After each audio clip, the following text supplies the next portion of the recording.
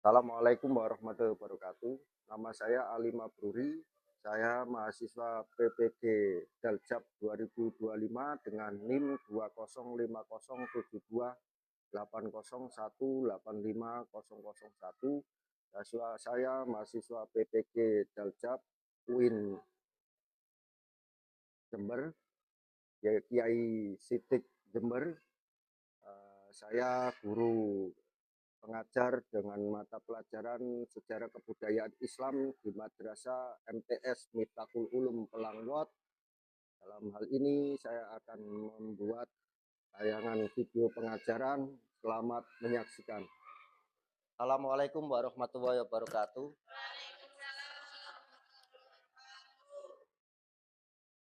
Bagaimana kabarnya anak-anakku sekalian? Tetap semangat karena ini musimnya penghujan dan ada virus baru namanya super flu. Jadi sebelum pelajaran mulai, saya absensi terlebih dahulu.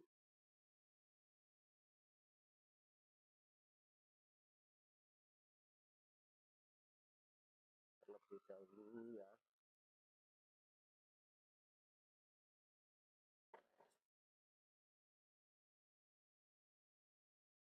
Al-Hafizi Nur, terus Cantika, terus Dwi Nasiha, terus Jessica Kamelia, kemudian Muhammad Arham, Muhammad Haikal Kadafi, Nur Izati Ayun, Ridhotul Aisyah, Rohmatul Laili Mahmuda, kemudian Sela Nur Iza. Hadir semua ya. Alhamdulillah kita bisa hadir pada pagi hari ini. Sebelum pelajaran mulai, kita lebih baik, alangkah indahnya kita berdoa terlebih dulu. Seperti hari-hari biasa, berdoa mulai.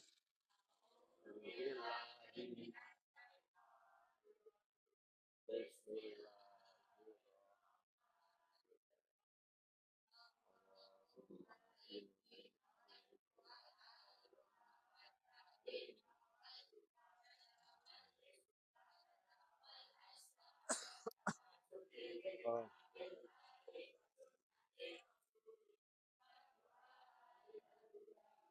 Ya,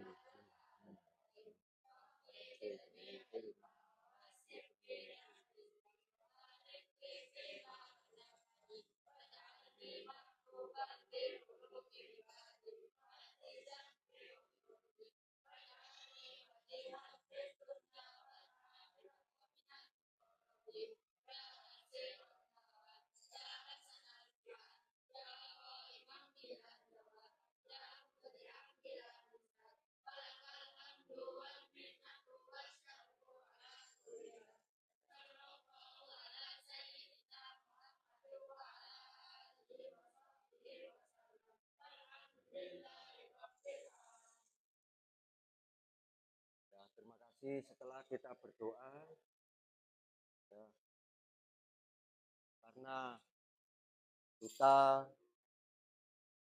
sebagai anak didik, peserta didik harus membangun jiwa patriot dengan apa? Dengan kita melantunkan lagu kebangsaan Indonesia Raya. Berdiri. Lagu kebangsaan dimulai. Indonesia tanah airku, tanah tumpah darahku. Di sanalah aku berdiri, jadi pandu hidup. Indonesia kebangsaanku, bangsa dan tanah airku. Marilah kita berseru, Indonesia bersatu. Hiduplah tanahku, hiduplah negeriku, bangsaku, rakyatku semuanya. Bangunlah jiwanya Indonesia Raya, Indonesia Raya, merdeka, merdeka, tanahku, negeriku yang kucinta. Indonesia Raya, merdeka, merdeka, hiduplah Indonesia Raya.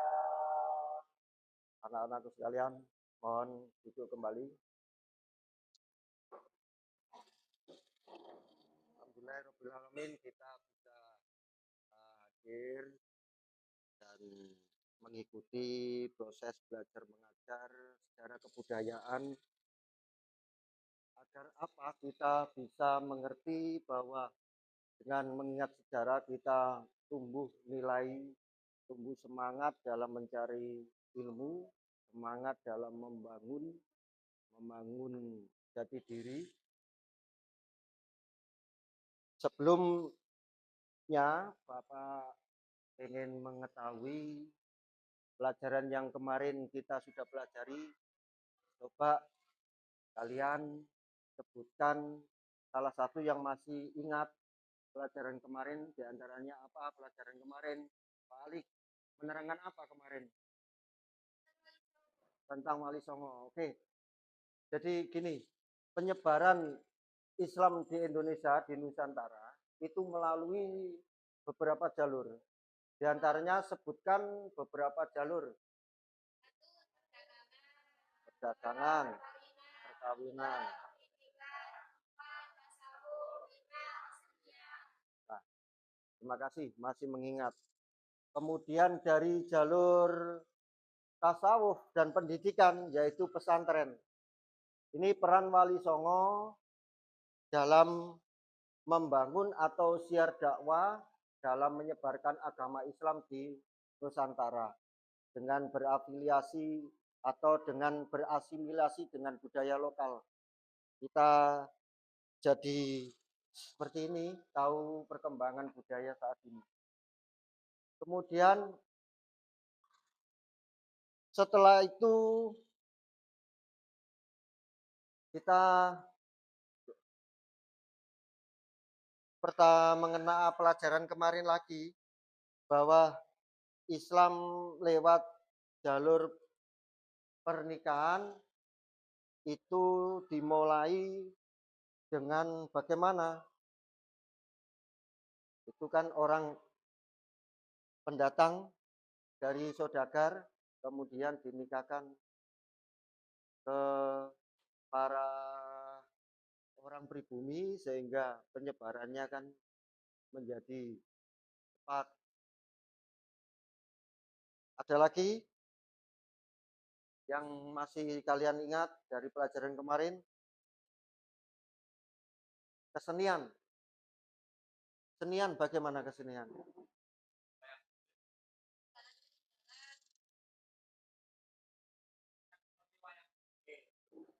Wayang kulit, seni musik, pahat, kemudian sastra, ukiran masjid, kemudian rebana yang kalian sudah berkolaborasi dengan masyarakat dengan menghasilkan hadroh.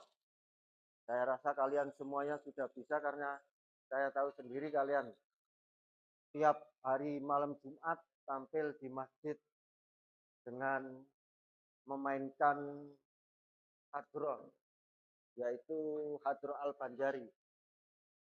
Nah, ini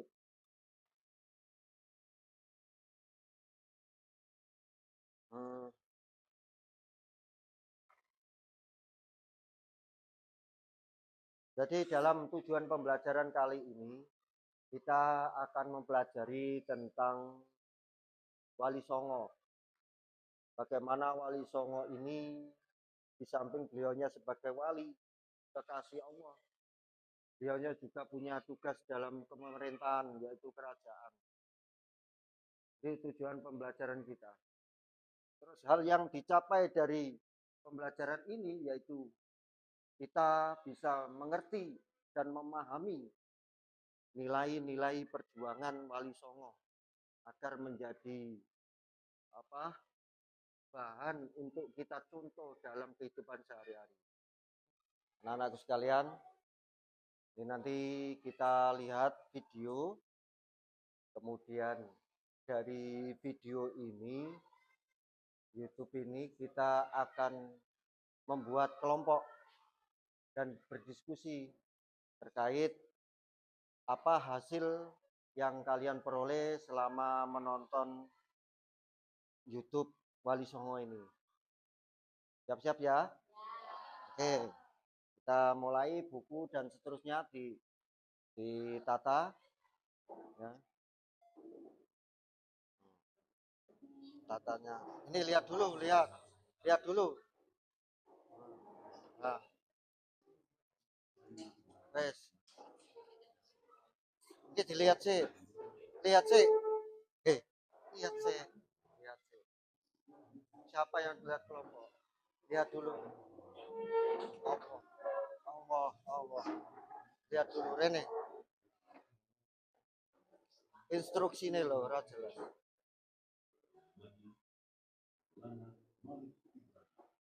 Nih, dilihat dulu videonya. Dari keluarga ulama besar yang dikenal dengan keilmuannya dan kelembutan. Sejak kecil, Ibrahim menunjukkan tanda-tanda kebijaksanaan yang tidak biasa. Matanya memancarkan ketenangan, dan setiap ucapannya seolah membawa kesejukan bagi siapapun yang mendengar. Namun, dalam mimpinya yang berulang, ia melihat sebuah cahaya terang muncul dari arah timur di atas lautan luas di mana matahari terbit. Cahaya itu memanggil. Ia tumbuh menjadi seorang ulama sekaligus tabib dan bijaksana. Di kota-kota besar seperti Samarkand dan Baghdad, namanya dikenal sebagai pendidik yang tidak hanya mengobati tubuh, tapi juga jiwa. Namun, hatinya gelisah. Ia merasa panggilan dalam mimpi itu semakin kuat. Suatu malam, ketika ia sedang berzikir di tepi sungai, ia mendengar suara lembut berbisik dari arah. Wahai Malik Ibrahim, pergilah ke timur. Di sana, umat yang belum mengenal cahaya sedang menangis. Ia pun memutuskan untuk berlayar dengan kapal kayu besar bersama beberapa muridnya yang menyeberangi lautan Hindia menuju negeri-negeri jauh, jarak Malabar, hingga akhirnya mendengar kabar tentang sebuah kepulauan indah, Jawa. Sebuah negeri dengan gunung menjulang, sawah hijau, dan rakyatnya yang lembut hati, namun masih berada dalam kegelapan spiritual. Berbulan-bulan kemudian, badai besar mengguncangkan kapal mereka. Angin menderu, ombak gunung-gunung, dan langit seolah runtuh. Ibrahim berdiri tegak di hadapan kapal, mengangkat tangannya ke langit, sambil berdoa, "Ya Allah, beri janjimu."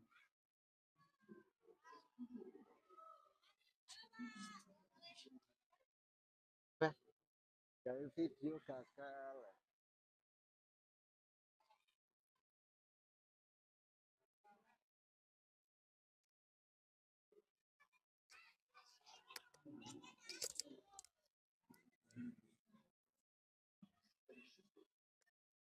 Tanah yang dijanjikan dalam mimpi. Dan itulah sejarah baru dimulai. Kisah penyebaran Islam pertama di Nusantara. Ketika fajar meregah di ufuk timur, embun masih bergelayut di pucuk daun kelapa. Suara burung camar terdengar bersahutan di langit gresik. Dari kejauhan, tampak sosok asing berjalan perlahan di atas pasir pantai. Langkahnya tenang, matanya teduh, wajahnya bersinar di perpat cahaya matahari pagi. Dialah Maulana Malik Ibrahim, sang musafir dari tanah jauh yang membawa cahaya kebenaran ke bumi Jawa. Ia memandangi hamparan daratan yang baru dan hijau. Di depannya terbentang perkampungan nelayan kecil.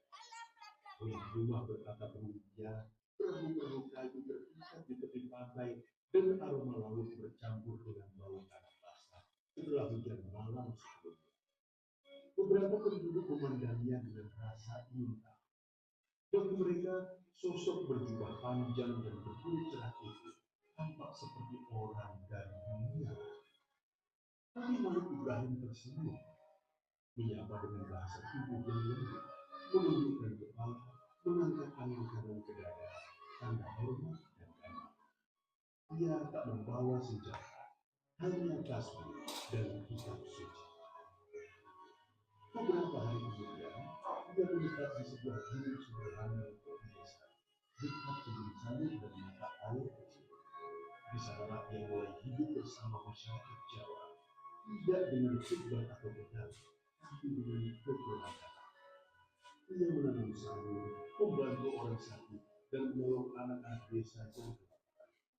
Dalam waktu singkat, penduduk mulai mengenalnya sebagai Yai dari Seberang, orang bijak yang datang entah dari mana, tapi selalu tersenyum dan tak pernah menolak membantu siapapun.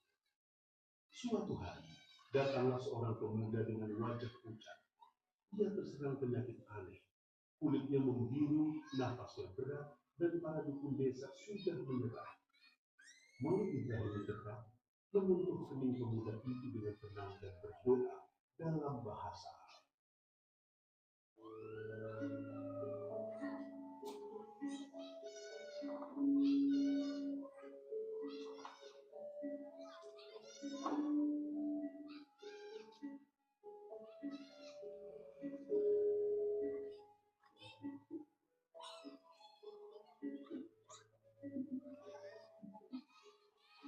Saya lahir di Kalimantan Selatan, di Banjarmasin. Umur 6 tahun, bapak sama ibu saya balik ke Magelang, Jawa Tengah. Nah, dari situ saya baru tahu kalau keluarga tradisi bapak saya di Magelang adalah seorang penari, kakek saya, Mbah Joyo. Ketika itu saya merasa bahwa ada sesuatu yang spesial karena semua cowok di keluarga kami di desa Karangkidul itu. Keluarga saya, om saya, pak lik saya, mbah saya, balik saya, dan kakek saya itu tinggal satu lingkungan. Spesialnya waktu itu kakek saya adalah seorang penari payora dan juga dokter. Umur 6 tahun itu saya dikenalkan dan dipaksa sih, dan tanda petik gitu ya, karena semua cowok yang ada di keluarga kami itu harus latihan nari dengan kakek saya. Hariannya Sabtu, saya Surakarta namanya Sabelano. Itu setiap hari Sabtu. Setiap hari Minggu kemudian kami juga dipaksa untuk belajar silat karena kakek saya juga seorang silat, dan itu pun hanya berhenti ketika kakek saya meninggal. Saya ketika itu umur 12 tahun. Akhirnya karena saya masih merasa kayaknya kok seneng gitu dengan tari gitu, akhirnya bapak dan ibu saya yang memang dari awal mensupport itu memasukkan saya ke dalam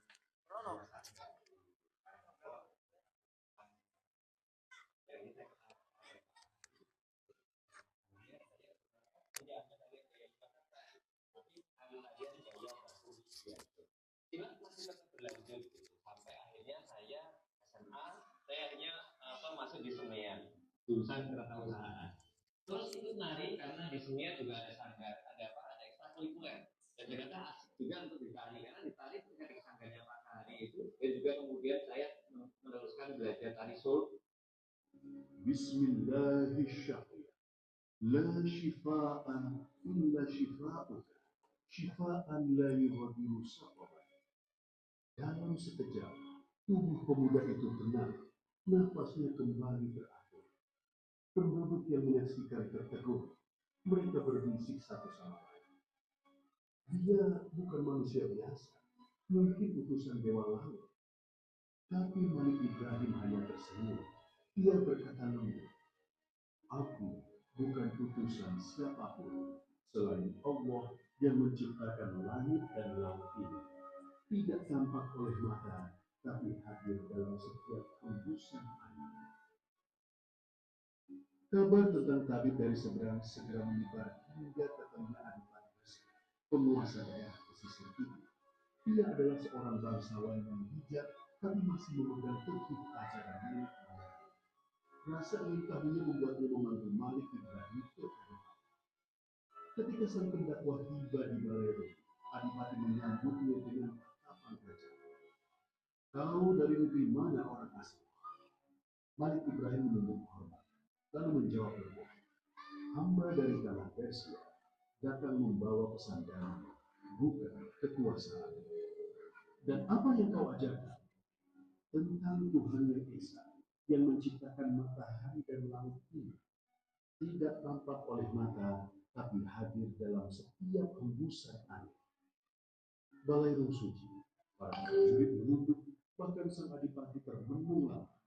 Hari itu, benih keimanan mulai tumbuh di hati para bangsawan Gresik. Beberapa bulan kemudian, Malik Ibrahim mulai membangun surau kecil di dekat sumber air, tempat orang-orang bisa belajar membaca, berdoa, dan berdagang dengan jujur. Ia mengajarkan mereka membuat ladang dengan sistem irigasi baru, menanam padi 2 kali setahun, dan berdagang tanpa menipu. Pendekatannya lembut, penuh kasih, tak ada paksaan, hanya keteladanan. Dan rakyat melihat bahwa ajarannya membawa keberkahan. Sawah menjadi subur, panen melimpah, penyakit berkurang. Namun di balik keberhasilan itu, muncul kegelapan lain. Para dukun tua yang merasa kehilangan pengaruh mulai menuduhnya sebagai tukang sihir dari negeri asing. Suatu malam, beberapa dari mereka datang dengan amarah. Mereka membawa api dan mengancam akan membakar surau kecil milik Malik Ibrahim. Tapi sang wali berdiri di depan pintu, tenang seperti samudera. Ia mengangkat tangannya dan berkata, api tidak akan membakar tempat yang dijaga oleh kekuasaan. Tiba-tiba, angin berhembus kencang. Api yang mereka bawa padam seketika dan suasana menjadi hening. Para dukun terdiam, ketakutan bercampur kabut. Keesokan harinya, beberapa di antara mereka datang meminta maaf. Sang wali menatap mereka dengan senyum yang tulus. Tidak ada permusuhan di antara kita. Aku datang bukan untuk memadamkan adat, tapi untuk menyalakan nurani. Sejak hari itu, sebagian dari mereka menjadi murid.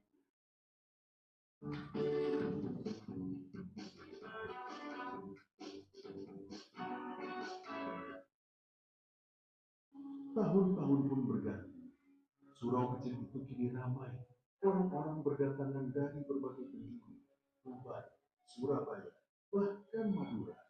Di sana mereka belajar bukan hanya tentang tauhid, tapi juga tentang hidup dengan adil, berdagang dengan jujur, dan berbuat baik kepada sesama. Dan di tengah kesederhanaan itu, Maulana Malik Ibrahim tak pernah mengubah dirinya. Ia tetap menanam sayur, menolong orang miskin yang hidup di tikar pandang usaha. Ia mengajarkan bahwa kebesaran bukanlah kemewahan, melainkan ketulusan dalam pengabdian. Dari langkah-langkah sunyi seorang pendakwah, lahirlah perubahan besar di negeri ini. Dan kelak dari murid-muridnya pula, lahir pula para wali besar lainnya yang akan meneruskan cahaya Islam di tanah Jawa. Dan begitulah langkah pertama sang pendakwah menjejak di bumi Jawa. Langkah yang telah mengguncangkan sejarah, mengubah wajah peradaban, dan menanamkan cahaya abadi di hati manusia. Tahun-tahun berlalu sejak kedatangan Maulana Malik Ibrahim di tanah Jawa. Nama sang wali dari seberang kini dikenal hingga ke pelosok negeri. Ia bukan sekadar tabib dan guru, melainkan sosok yang membawa kedamaian. Namun, ketenangan itu segera menarik perhatian kekuasaan besar yang menguasai seluruh tanah Jawa, Majapahit. Suatu pagi, ketika embun masih menempel di ujung padi, seorang utusan berkuda datang ke Surau Gresik dengan membawa bendera merah bertanda lambang Majapahit. Ia berhenti di depan halaman surau. Kiai Malik Ibrahim, katanya dengan nada hormat tapi tegas. Sang Adipati Majapahit memanggilmu ke Kadipaten. Ada hal penting yang ingin dibicarakan. Malik Ibrahim menunduk lembut. Jika ini panggilan kebaikan, insya Allah aku datang. Ia mengambil tongkat kayu dan kitab kecilnya, lalu berangkat ditemani 2 murid setia. Perjalanan menuju Kadipaten memakan waktu berhari-hari. Mereka melewati hutan lebat, sungai berkelok, dan desa-desa yang masih memuja roh nenek moyang. Di sepanjang jalan, sang wali berdakwah tanpa kata, dengan senyum, dengan tolong-menolong. Ia menolong anak kecil yang jatuh ke sungai, membantu petani memperbaiki tanggul, dan tak jarang menasihati orang yang berbuat zalim dengan kelembutan. Saat matahari tenggelam, mereka tiba di gerbang besar Kadipaten. Gerbang batu menjulang dengan ukiran naga dan relief dewa. Penjaga bersenjata tombak menyambut dengan waspada. Namun begitu melihat putusan kerajaan, mereka mempersilahkan masuk. Balairo Kadipaten megah. Lantai batu mengkilap diterpa cahaya obor. Ukiran emas menghiasi pilar-pilar kayu jati. Di singgasana duduklah Adipati Arya Wirakama, bangsawan keturunan Majapahit, gagah, berwibawa, namun penuh rasa ingin tahu. Adipati menatapnya lama. Engkau ini orang dari seberang yang katanya mampu menyembuhkan penyakit dan menenangkan hati rakyat. Segala penyembuhan datang dari Allah, Tuan Adipati. Aku hanya perantara, sebagaimana matahari yang hanya menyampaikan cahaya. Dan cahaya itu katanya dari Tuhanmu. Benar, Tuhan yang Esa, tiada sekutu baginya. Adipati mengerutkan kening. Lalu bagaimana dengan para dewa leluhur kami? Apakah mereka bukan penguasa alam ini? Bukan, Tuhan. Mereka hanyalah hamba, sebagaimana kita. Yang layak disembah hanyalah Dia yang menciptakan mereka semua. Balairo hening. Semua mata tertuju pada mereka. Dialog itu seperti 2 samudera yang beradu antara keagungan kekuasaan dunia dan kebesaran iman yang suci. Adipati yang masih ragu ingin menguji kebenaran ajaran sang pendakwa. Ia memerintahkan untuk membawa seekor kerbau tua yang sekarat ke hadapan mereka. Kau bilang Tuhanmu Maha Kuasa. Coba tunjukkan kuasa itu. Hidupkan kerbau ini.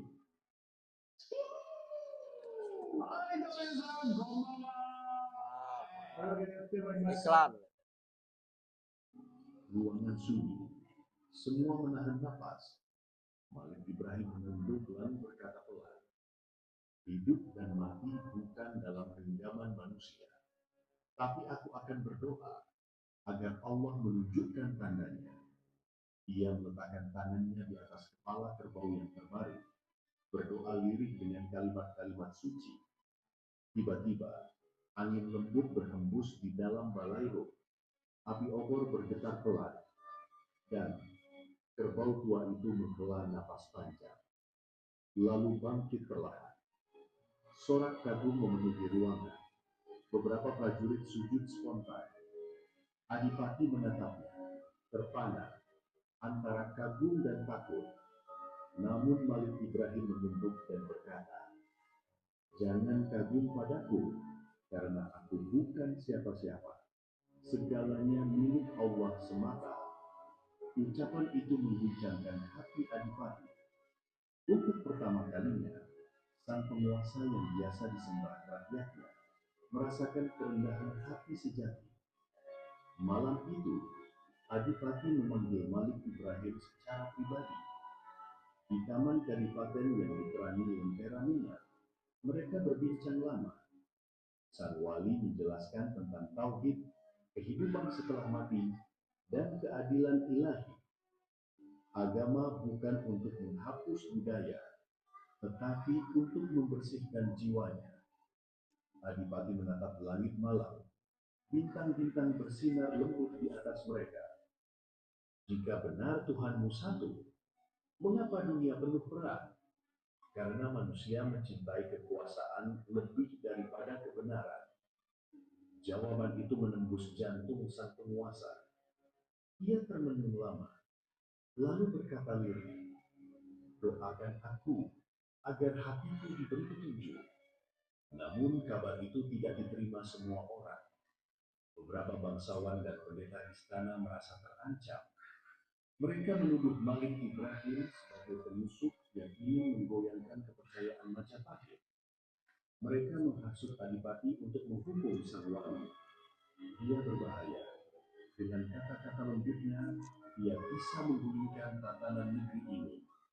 Suasana istana tegang, Adipati bimbang antara kebenaran dan tekanan politik. Malam itu, ia memanggil Malik Ibrahim sekali lagi.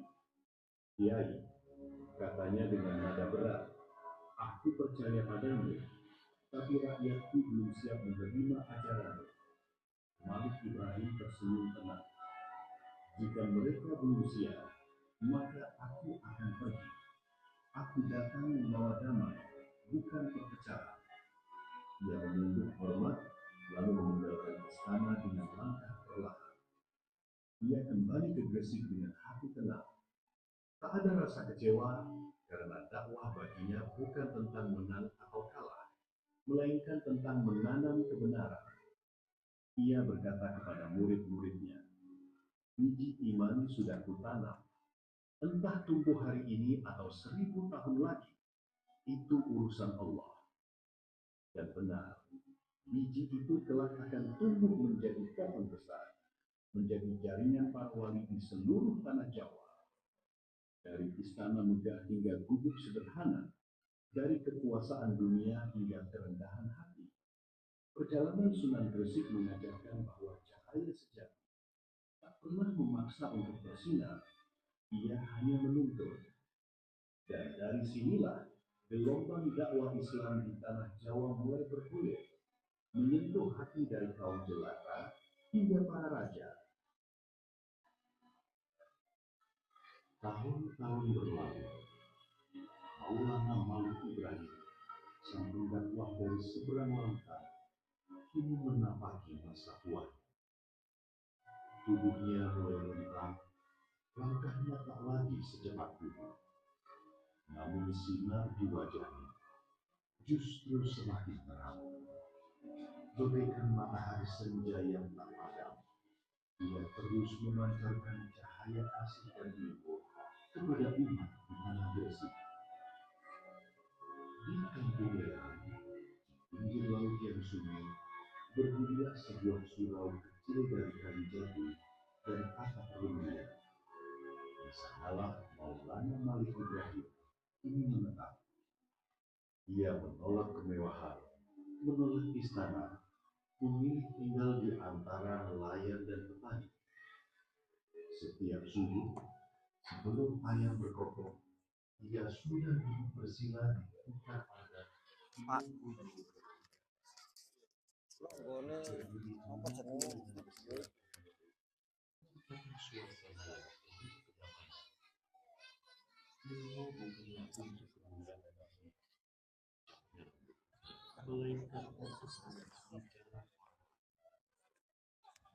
Hari-hari Maulana kini diisi dengan mendidik para di antara mereka.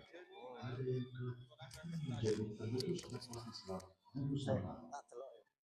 Salah satunya adalah Raden yang kelak dikenal sebagai Sunan Ampel. Suatu pagi, ketika sinar matahari menembus celah dinding surau, Raden Rahmat datang bersimpuh di hadapan sang guru. Ia berbilang Rahmat, bawalah cahaya ini.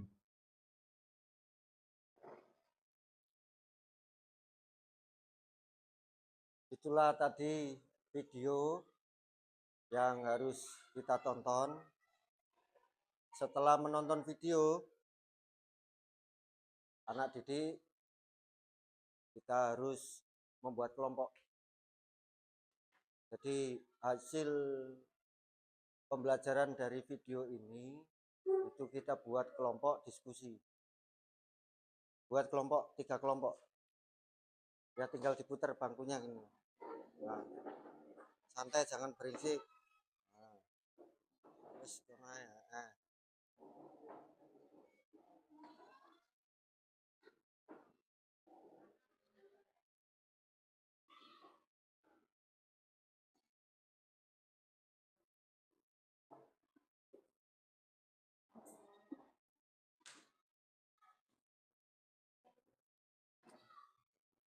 Nah, ini sudah terbagi 3 kelompok. Saya acak saja ya ini ya. Kelompoknya Nasika, Meli, terus Jessica, sama Laili. Terus kelompok yang ketiga terakhir Aal, Arham, Hadafi, Rahmat, Rifki, kemudian apa? Bima. Ini saya kasih tugas LKPD atau tugas ini nanti sampean ya buat rangkuman atau buat diskusi. Kamu dari video tadi kalian catat apa yang kalian temukan dari video itu. Bahkan hal tersulit dalam pembelajaran ini ketika melihat video ini tersulitnya apa? Kalian nanti diskusikan. Kemudian diskusi kelompok ini ya, aman catat, diskusikan dengan kelompok kalian selama melihat tayangan video ini. Siap ya? Siap? Oke, mulai diskusi.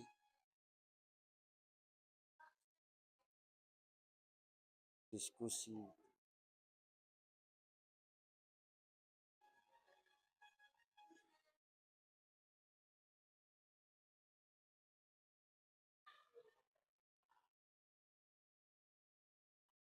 Misalkan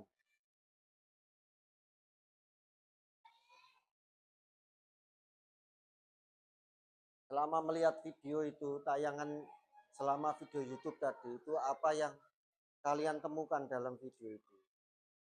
Buat tugas nanti didiskusikan.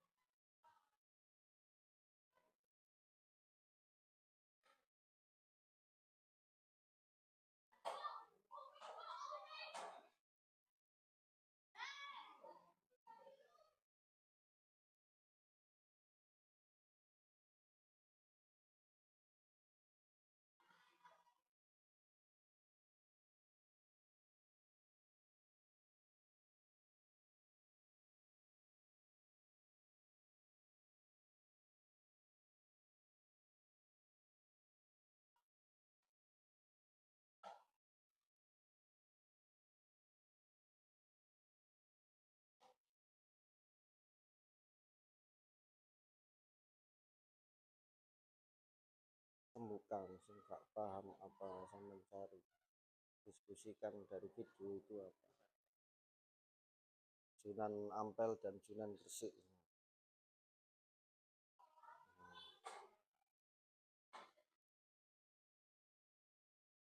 Ada bagian Sunan Ampel nanti dalam kelompok menyampaikan Sunan Ampel ke siapa, bagiannya siapa nanti ya dalam diskusi nanti siapa, Arham sama-sama nih. Ada bagian apa nanti bawahnya,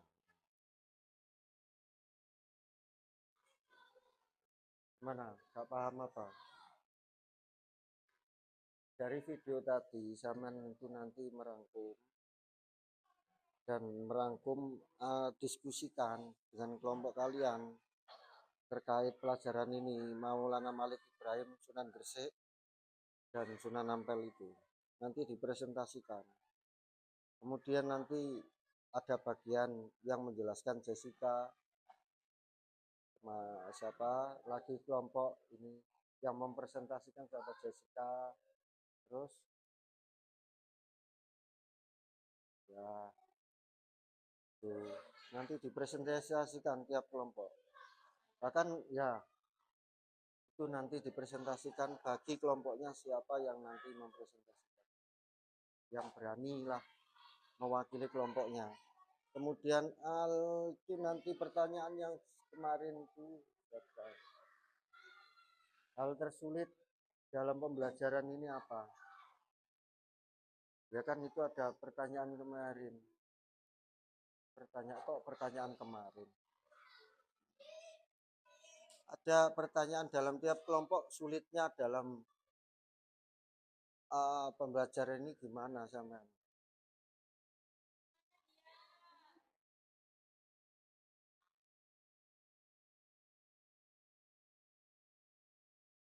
PDF, pertanyaan PDF.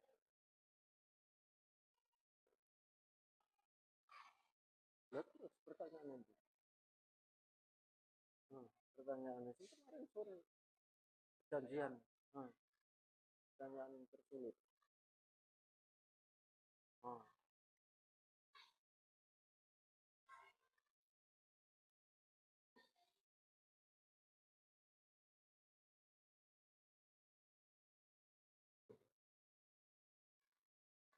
Tulis di buku,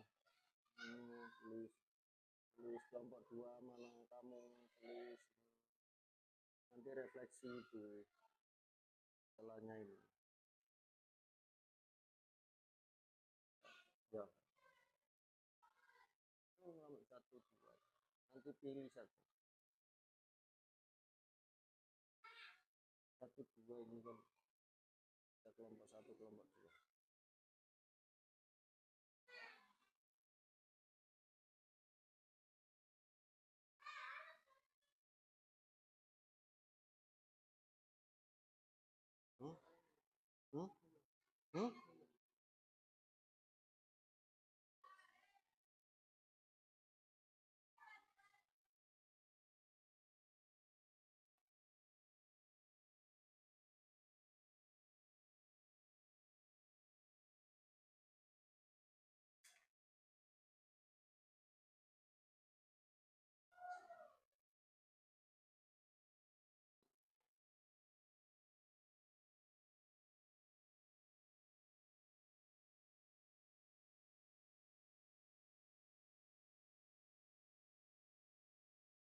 Sudah selesai.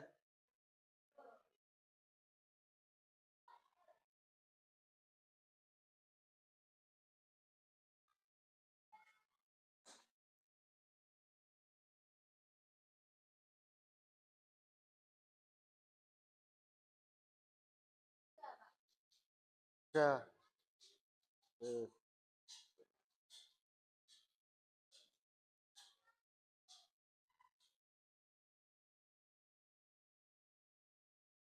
Oke, selesai ya. Coba presentasikan dari kelompok perwakilan kalian. Kelompok 1 sudah selesai. Kelompok 3 sudah selesai. Oh, lemparan terus. Kelompok 4. Kelompok 3. 2. Kelompok 2 belum. Kelompok 1 selesai. Ayo kelompok 1 perwakilan, siapa yang berani mewakili diri isinya? Iya. Kelompok 1 presentasikan hasil tugas kalian dari selama melihat video tadi. Apa yang kalian temukan? Silakan.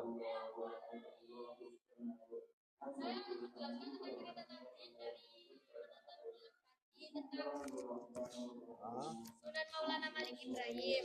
Sunan Maulana Malik Ibrahim berasal dari Kasnan, Persia. Sunan Maulana Malik Ibrahim dengan nama Sunan Gresik, Sunan Landes, Musyrid Akbar Torikot Wali Songo, dan kakek Bantal. Sunan Maulana Malik Ibrahim diperkirakan lahir pada pertengahan abad ke-14 atau sekitar tahun 720 Hijriah atau 1350 Masehi. Sunan Maulana Malik Ibrahim dianggap sebagai tokoh yang pertama kali menyebarkan agama Islam di tanah Jawa, yakni Desa Sembalo yang sekarang adalah daerah Leran, Kecamatan Manyar, 9 km utara kota Gresik. Dalam mendakwahkan Islam, Sunan Maulana Malik Ibrahim tidak langsung menentang agama dan adat istiadat secara frontal, tetapi Sunan Maulana Malik Ibrahim berdakwah dengan lebih mengedepankan akhlak sebagaimana yang diajarkan oleh agama Islam.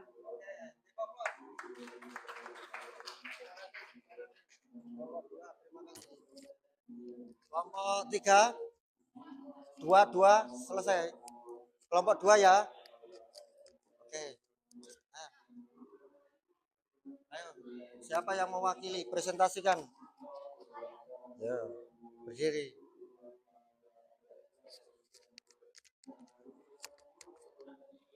Saya akan mempresentasikan hasil dari melihat film tadi. Saya dari kelompok 2, nama Laili. Dominasi agama Hindu digantikan dengan dominasi agama Islam yang lebih menjunjung nilai-nilai luhur tanpa kekerasan. Gimana ini? Bingung nggak?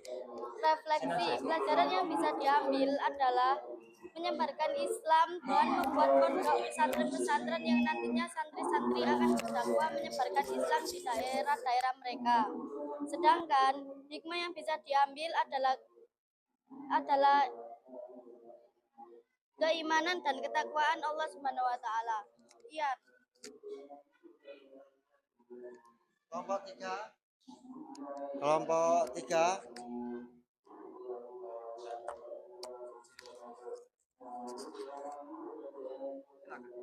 Assalamualaikum warahmatullahi wabarakatuh.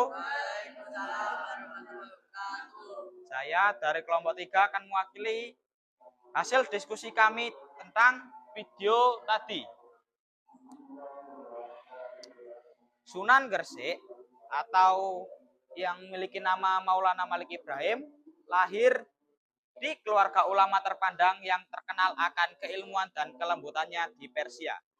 Sunan Gresik atau Maulana Malik Ibrahim datang ke Indonesia membawa ajaran-ajaran agama Islam dengan kelembutan hati tanpa adanya paksaan. Sunan Maulana Malik Ibrahim mendarat di Indonesia bagian wilayah Gresik. Cara Sunan Maulana Malik Ibrahim dalam berdakwah ialah menggunakan berbaur dengan masyarakat melalui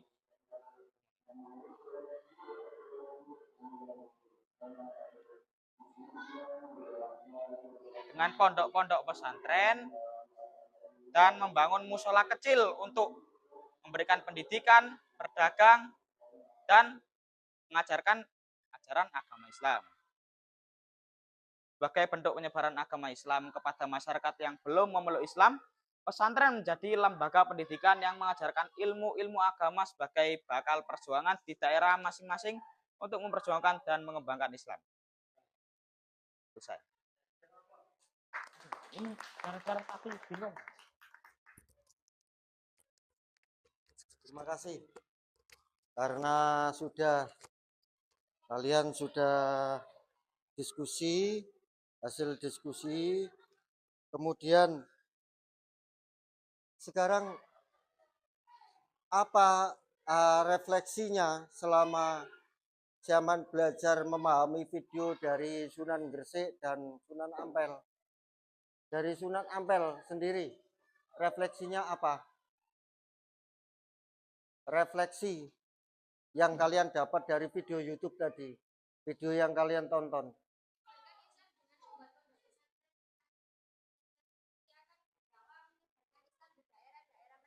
Berdiri sambil bawa bukunya, berdiri lihat kamera.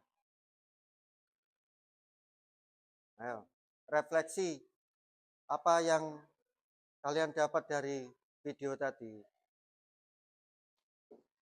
Ada dua. Hmm. Satu, menyebarkan Islam dengan membuat pondok pesantren yang nantinya santri-santri akan berdakwah menyebarkan Islam di daerah-daerah mereka. Yang kedua,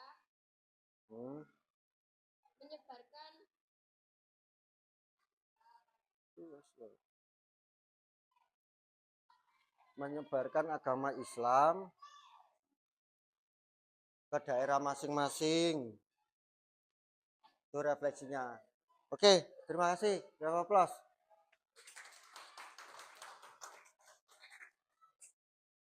Kemudian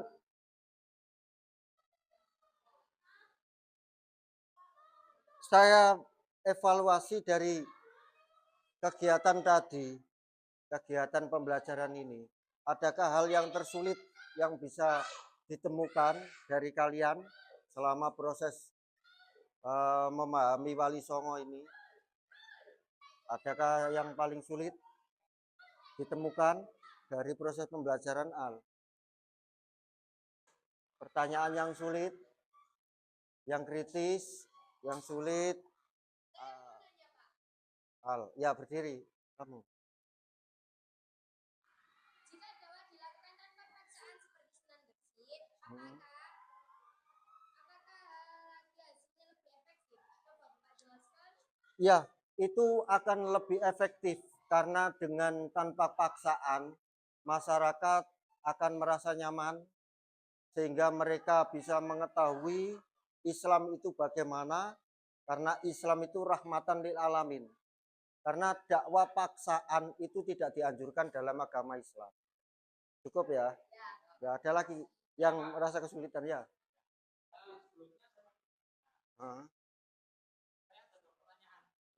Ya, silakan.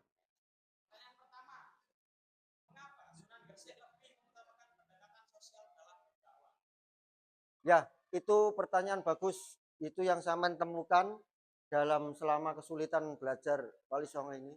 Kenapa Wali Songo melakukan pendekatan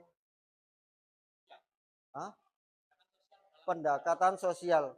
Karena dengan menjangkau kegiatan sosial seperti bertani, seperti dalam melayan, tabib, pertanian, maupun mencari ilmu, keilmuan, itu adalah keseharian yang dipelajari oleh masyarakat.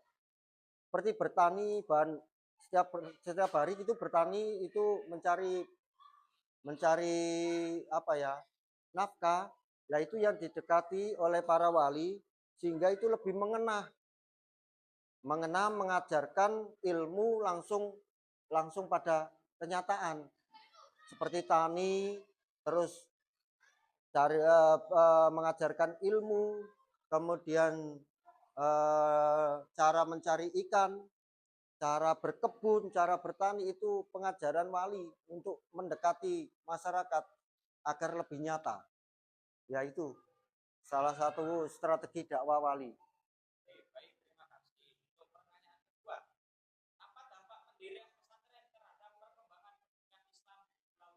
Pesantren didirikan oleh para wali itu agar guna penyebaran Islam itu berkembang dengan cepat, yaitu dengan jalur pendidikan, terutama mendirikan pesantren.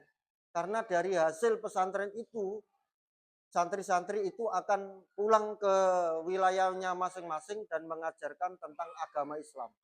Itu mengapa Islam sangat mudah diterima dan tanpa paksaan. Itu semacam itu. Ada lagi yang sisanya. Ya. Sekarang saya kasih pertanyaan evaluasi.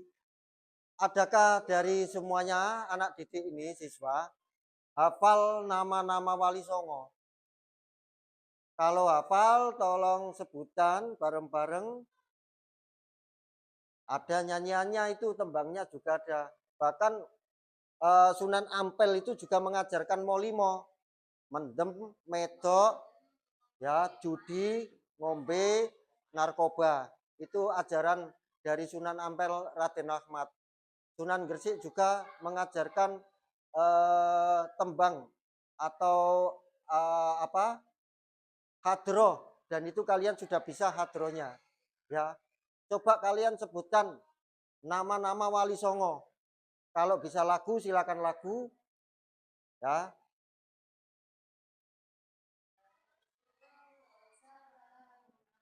Silakan, itu seni.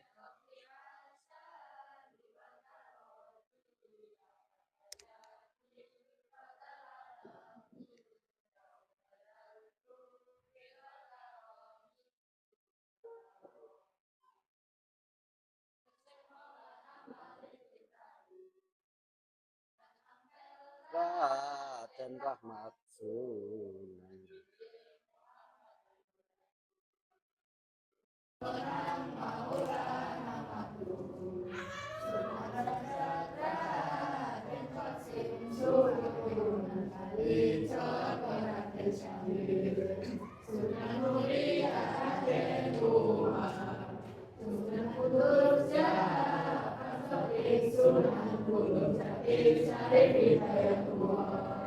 Terima kasih.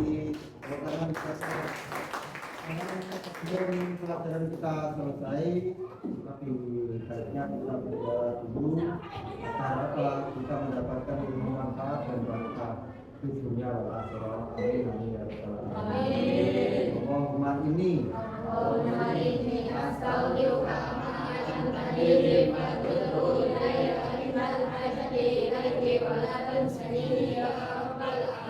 Allahumma inni 3 kali. Allahumma inni astagfiruka Allahumma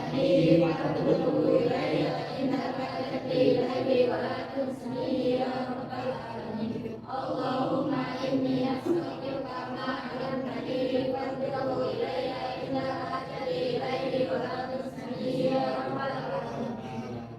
semoga kalian semua nanti di rumah tetap jaga kesehatan karena ini musim penghujan, agar kita bisa selalu sehat dan bisa menjalankan aktivitas belajar mengajar pembelajaran pada minggu depan. Kita akan ketemu lagi dalam pelajaran SKI Sejarah Kebudayaan Islam, dan nanti dalam ketika di rumah coba jaga kesehatan, bersih, makannya bersih, tempatnya bersih, karena ini musimnya super flu. Hati-hati, itu harus terjaga. Kami menyiapkan semuanya. Ya, hati-hati di jalan ya. Terima kasih. Assalamualaikum warahmatullahi wabarakatuh. Waalaikumsalam warahmatullahi wabarakatuh.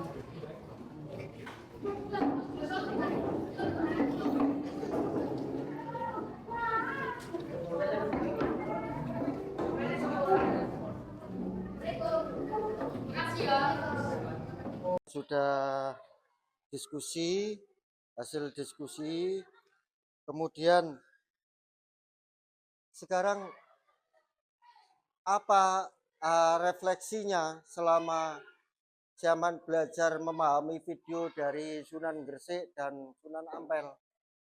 Dari Sunan Ampel sendiri, refleksinya apa? Refleksi yang kalian dapat dari video YouTube tadi, video yang kalian tonton.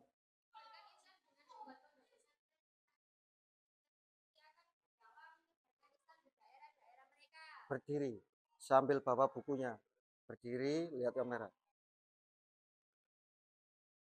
Ayo, refleksi apa yang kalian dapat dari video tadi? Ada dua. Hmm. Satu, menyebarkan Islam dengan membuat pondok pesantren yang nantinya santri-santri akan berdakwah menyebarkan Islam di daerah-daerah mereka.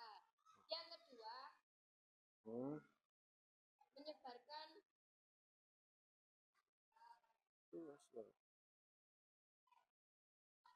menyebarkan agama Islam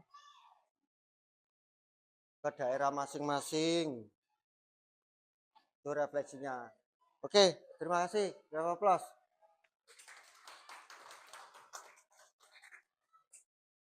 Kemudian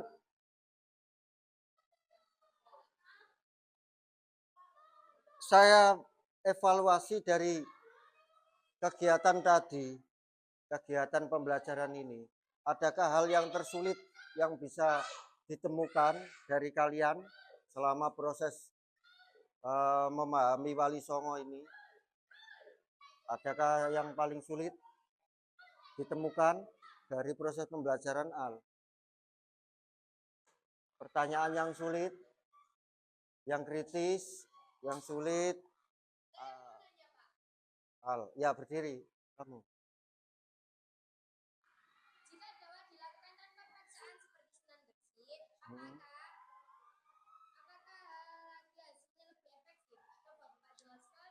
Ya, itu akan lebih efektif karena dengan tanpa paksaan masyarakat akan merasa nyaman sehingga mereka bisa mengetahui Islam itu bagaimana, karena Islam itu rahmatan lil alamin. Karena dakwah paksaan itu tidak dianjurkan dalam agama Islam. Cukup ya? Ya, ada lagi yang merasa kesulitan ya?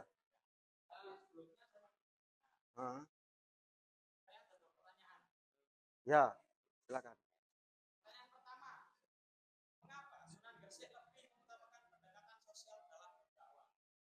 Ya, itu pertanyaan bagus. Itu yang saya temukan dalam selama kesulitan belajar Wali Songo ini. Kenapa Wali Songo melakukan pendekatan sosial? Karena dengan menjangkau kegiatan sosial seperti bertani, seperti dalam melayan, tabib, pertanian, maupun mencari ilmu, keilmuan, itu adalah keseharian yang dipelajari oleh masyarakat. Seperti bertani, bahan setiap hari itu bertani, itu mencari apa ya, nafkah. Nah, itu yang didekati oleh para wali sehingga itu lebih mengenah mengajarkan ilmu langsung pada kenyataan seperti tani, terus mengajarkan ilmu, kemudian cara mencari ikan, cara berkebun, cara bertani, itu pengajaran wali untuk mendekati masyarakat agar lebih nyata. Yaitu salah satu strategi dakwah wali.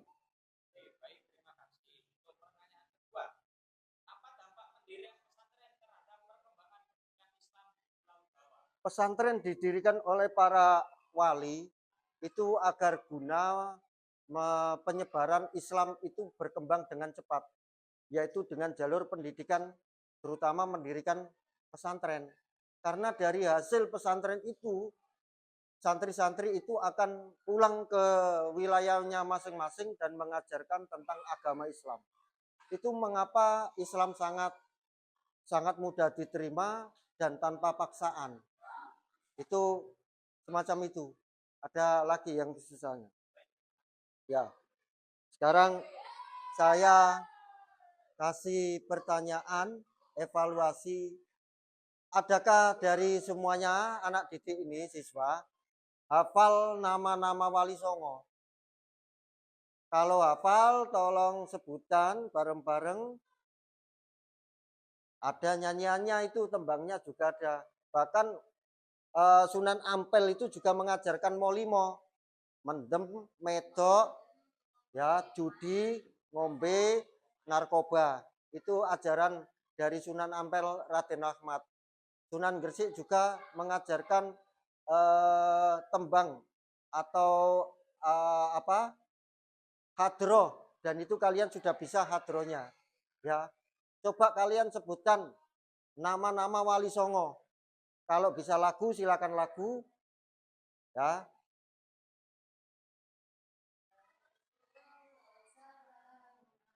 Silakan, itu seni.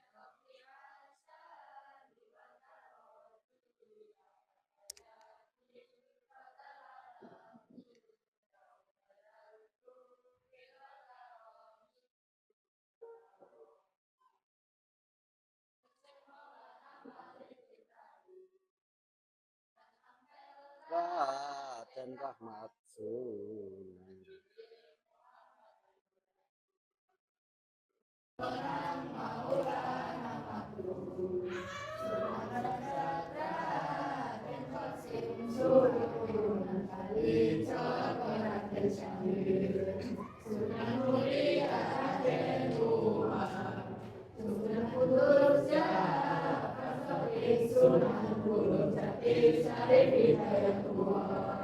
Terima kasih. Sebelum pelajaran kita selesai, tapi baiknya kita berdoa dulu agar kita mendapatkan ilmu manfaat dan berkah di dunia wal akhirah. Amin amin ya rabbal alamin. Allahumma inni astagfiruka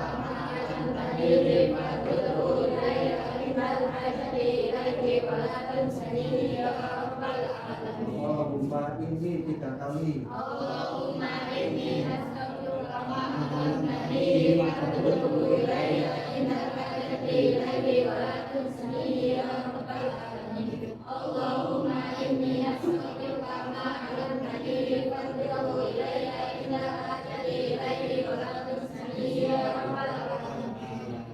semoga kalian semua nanti di rumah tetap jaga kesehatan karena ini musim penghujan, agar kita bisa selalu sehat dan bisa menjalankan aktivitas belajar mengajar pembelajaran pada minggu depan.